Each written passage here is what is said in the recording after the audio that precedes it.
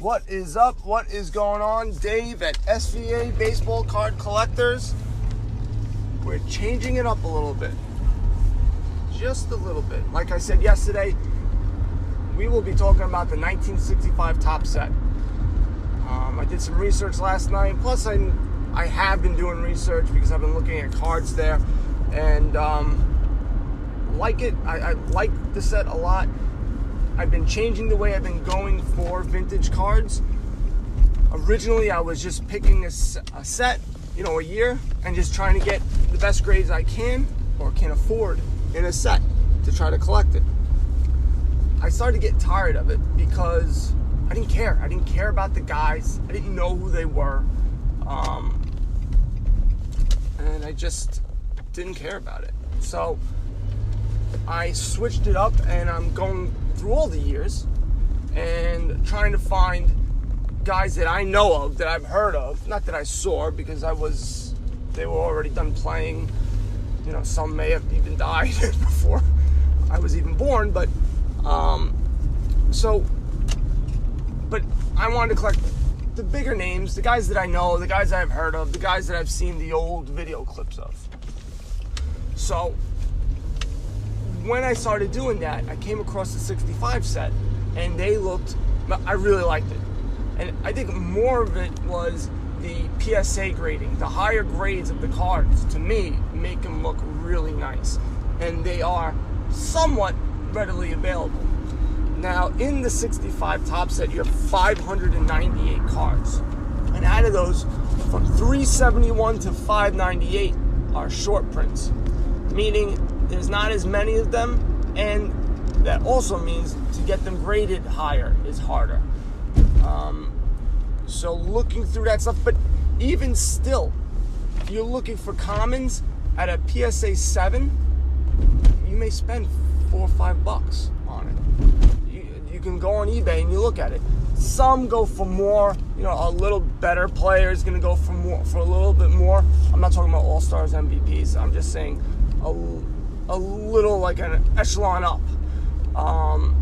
They go for a little bit more, but you can even pick up a PSA 8 and a 1965 Topps card, $20, $30. Try going to 50s. You're spending over 100, 150, depending on the year. You're spending a ton of money.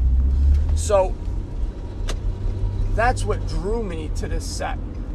I could readily available get if I wanted to collect the set, because I was still hemming and hawing about should I collect sets or not. If I wanted to, I can get a PSA 7 set, all the commons, for a readily cheap price.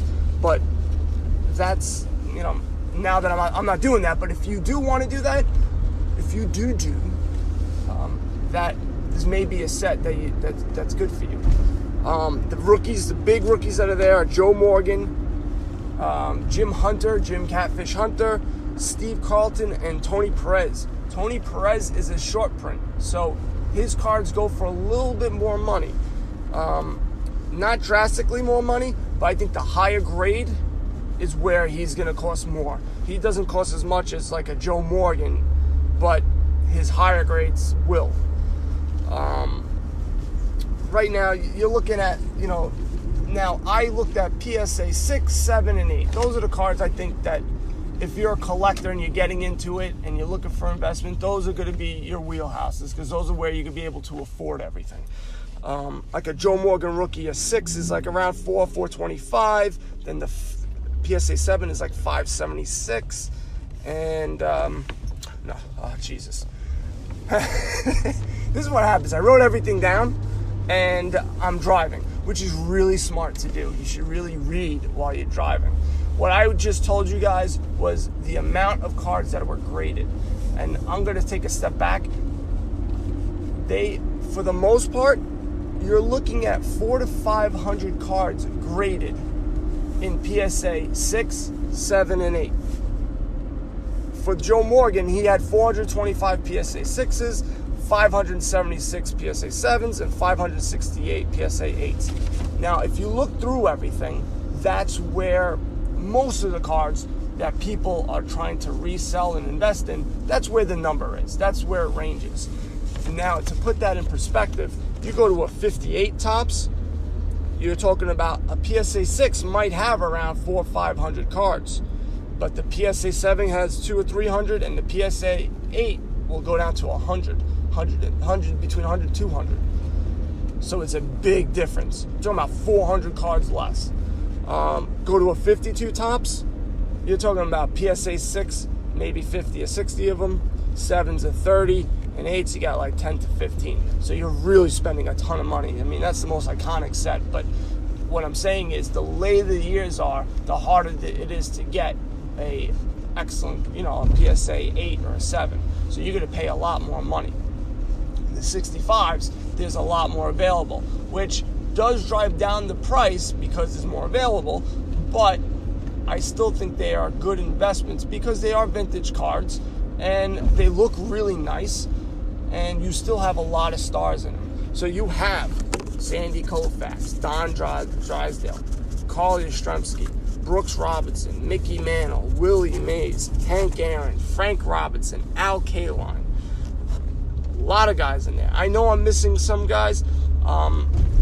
Besides the rookies, Joe Morgan, Catfish Hunter, Steve Carlton, and Tony Perez, you also have Louis Tion, Danny McClain, and Mel Stottlemyre. There's a couple other guys, but I never really heard of them.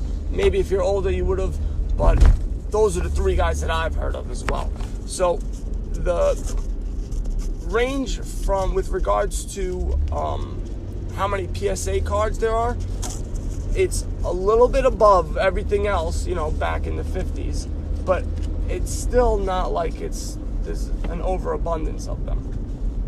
Now, what I also think is a good idea to do is, if you can't afford a Mickey Mantle, why don't you get the AL home run leaders, which has Mickey Mantle in it. It also has a couple other guys in it, but you're not going to pay as much. You probably pay maybe 150, 175 for a PSA 8. And then it goes down, you're probably going to pay less than $100 for a PSA 6. The card still looks really good. You have the strikeout leaders which you show. They have Koufax and Drysdale, which is a nice looking card. You also have a Willie Mays card that's in the home run leaders, and I think Willie Mays is in the batting. I know Willie Mays is a home run leaders. I don't think he's the batting leader. But there's other cards where you can get star cards and not pay that premium price. You also have Mickey Mantle has a World Series card where he a game-winning hit, and that card is the same thing. It goes for I think 170, and then it goes down from there 102, and then it keeps on going down. Now, if you're looking to buy every single set, the best card is Mickey Mantle. Or close to it. You may get a rookie card here or there, but for the most part, the Mickey Mantle is the card that everybody's going for. Later in the later years, not so much. There are guys that are above, but that's the one that a lot of people go for. Mickey Mantle, you're looking at, for a PSA 8, you're looking around $2,000. So it's still expensive, but it drops down significantly. When you go down, it goes down to like $850 for a PSA 7, and then $575 for a PSA 6. Willie Mays, you can get $115 PSA 6, $200 for a PSA 7, $520 for a PSA 8. And I would say that's the range for most of the cards. The Willie Mays is, I would say, is roughly where all these cards, where the rest of the cards go to. Joe Morgan, a little bit more. Steve Carlton, slightly more, but we're not talking about a lot more. I'm talking about $50 more. But even the PSA 6 and 7, right in line with everything else. Steve Carlton shares his card, so it's not his first solo card. So probably the year after, 66, is also a sought-after card, because I'm sure he's by himself. So people are going to want that. So that's just a little footnote there. Same thing with Tony Perez. Tony Perez is sharing his rookie card. Joe Morgan, they all are. I don't know why I said it. They all are. So probably the next year, 66, people will like those cards as well because it'll be their first card where it's just them on the card. That's, for the most part, that's the 1965 set. 598 cards, 671 to 598. That's the short prints. Those go for a little bit more money, the commons, but not much more. It's a really beautiful looking set. There's a nice little flag on the bottom.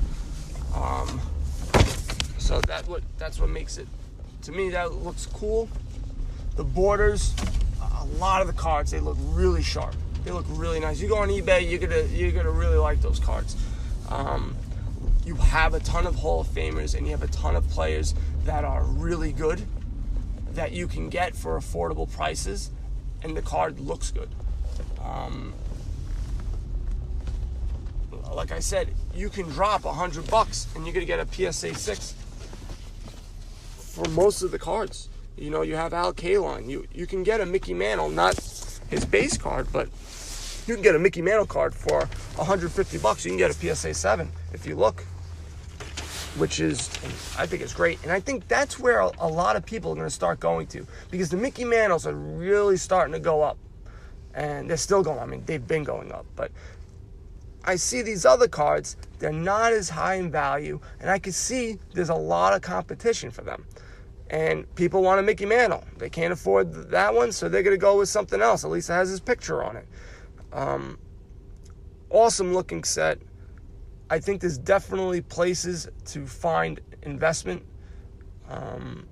You can look at other auction places. I don't think it is, you're not going to see a drastic change. You're not going to see in 5 years these cards doubling in price. I don't believe. Again, unless something unfortunate happens, like one of them dies.